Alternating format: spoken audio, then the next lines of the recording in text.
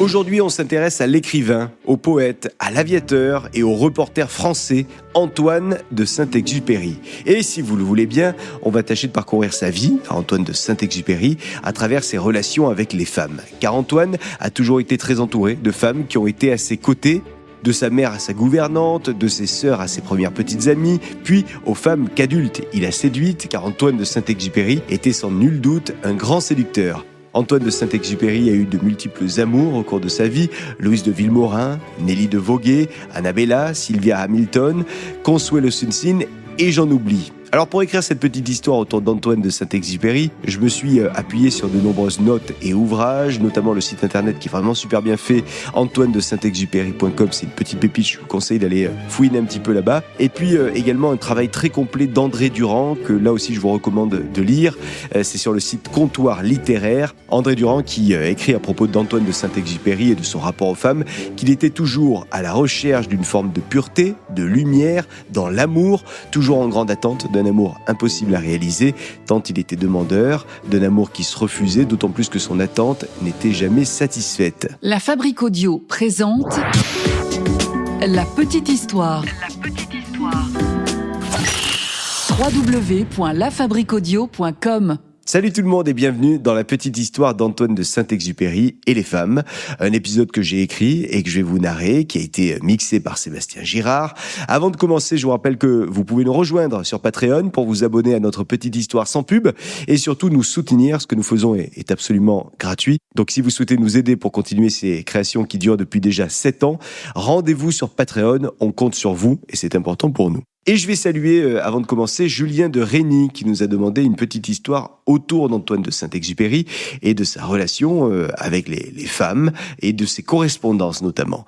C'était une excellente idée, donc on a décidé d'en faire une saga en 4 épisodes. Voici donc le premier épisode, Antoine de Saint-Exupéry et les femmes.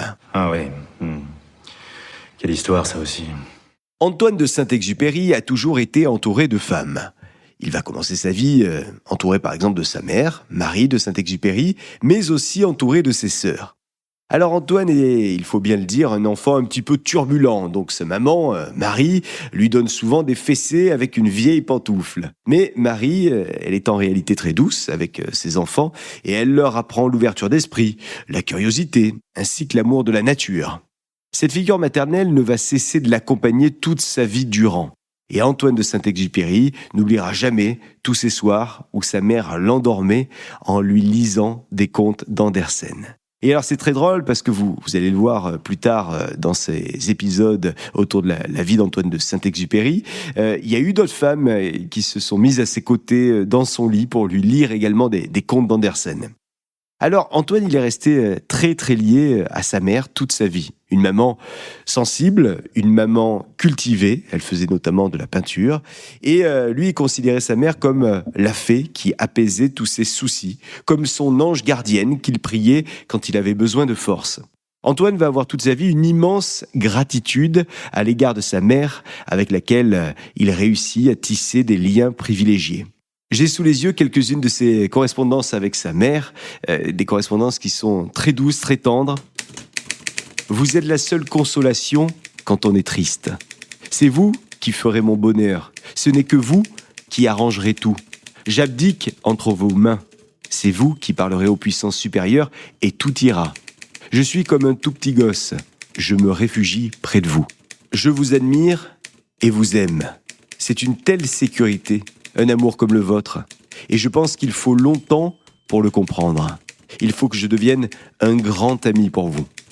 Je vous aime comme je n'ai jamais aimé personne. À la maison, il y a aussi une autre femme, une gouvernante. Elle, c'est Paula. Paula Henschel. Elle est d'origine autrichienne. On l'appelle la gouvernante tyrolienne. Antoine de Saint-Exupéry va en garder un grand souvenir, disant d'elle qu'elle est tendre, bienveillante et qu'elle fait vraiment partie de la famille. D'ailleurs, il n'y a pas qu'Antoine qui le dit, puisque toute la fratrie est bien d'accord sur ce point. Et la fratrie, ils sont quand même 5 au total. Antoine va rendre d'ailleurs un grand hommage à Paula dans son livre « Pilote de guerre ». Je remontais dans ma mémoire jusqu'à l'enfance pour retrouver le sentiment d'une protection souveraine. Il n'est point de protection pour les hommes. Une fois homme, on vous laisse aller.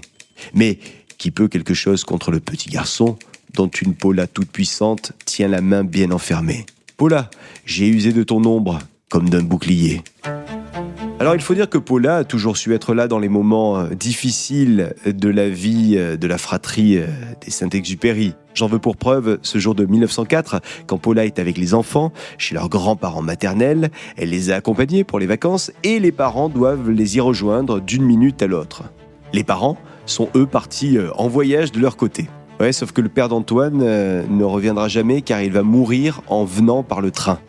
Jean de Saint-Exupéry s'effondre en effet en gare et ce jour-là, heureusement, Paula est auprès des enfants et elle les accompagne dans cette terrible épreuve.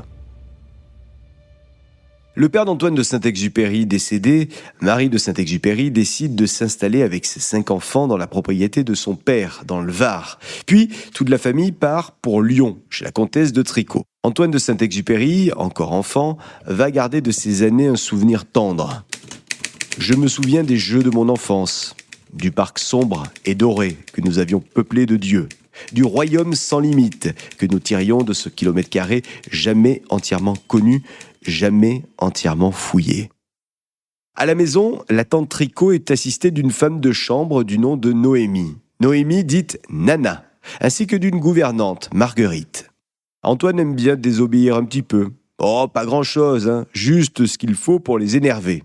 Et ça va durer longtemps car quand Antoine va grandir, il va s'amuser à effrayer notamment cette tante Tricot en lui racontant des histoires qui font peur, des histoires qui sont de pures inventions autour d'avions et de pilotes échoués dans le désert et capturés par des tribus nomades africaines.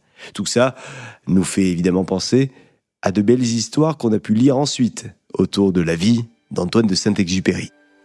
Antoine va par la suite faire la connaissance d'une femme qui va avoir une place très importante pour lui. Cette femme, c'est Yvonne. Yvonne, c'est une cousine éloignée de la maman d'Antoine. Yvonne de l'Estrange.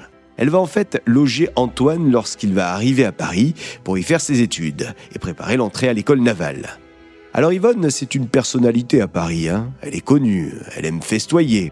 Et très souvent, elle invite le gratin à la maison. Les personnalités les plus prestigieuses accourent donc dans son salon parisien. Et Antoine, il adore croiser toutes ces célébrités. Pour Antoine, faut bien dire qu'Yvonne, c'est une personne fantasque, exquise. On ne s'ennuie jamais avec elle. Alors Antoine adore se balader à ses côtés dans le tout Paris. Et Yvonne est toujours en train d'inventer quelque chose. Elle a 1000 idées à la minute. Yvonne et Antoine vont ensemble à l'opéra, au théâtre ou bien encore dans des expositions. Et comme Antoine n'a pas un sou en poche, eh bien c'est très souvent Yvonne qui régale au restaurant. À cette époque de sa vie, quand Antoine écrit à sa mère ou bien à sa sœur, c'est souvent pour leur parler de sa vie avec Yvonne. Yvonne est fantasque. Elle est exquise. On ne s'ennuie pas une seconde avec elle. Elle explique si bien les jolies choses de Paris que c'est un bonheur. Elle a des idées, elle s'intéresse à tout, aux maths comme au reste. Bref, c'est la perfection. J'ai fait jeudi une promenade de 30 km avec Yvonne de Trévise, qui est la plus charmante personne que je connaisse. Originale, fine, intelligente, supérieure en tout point et avec ça gentille comme tout. Nous faisons un tas d'excursions ensemble et elle va peut-être m'amener les vendredis soirs dans sa loge. Ça me changerait des mathématiques. Yvonne aussi appréciait ce compagnon amusant et maladroit qu'était Antoine de Saint-Exupéry. Je dis maladroit parce qu'à cette époque, Antoine commence déjà à écrire et il s'imagine un jour devenir auteur à succès. Alors il lui arrive de lire quelques-uns de ses poèmes à Yvonne. Mais le moins qu'on puisse dire, c'est qu'Yvonne n'est pas toujours emballée par ce qu'elle lit ou ce qu'elle entend. Et elle le lui dit à Antoine que ses écrits sont, je cite, médiocres et trop sentimentaux. Mais elle continue tout de même de le pousser dans cette voie de l'écriture. Alors Yvonne, je vous l'ai dit, elle connaît du beau monde et il lui arrivera de demander à des personnalités comme André Gide, Jean Prévost ou bien d'autres des conseils et des contacts également pour aider, pour pousser Antoine de Saint-Exupéry.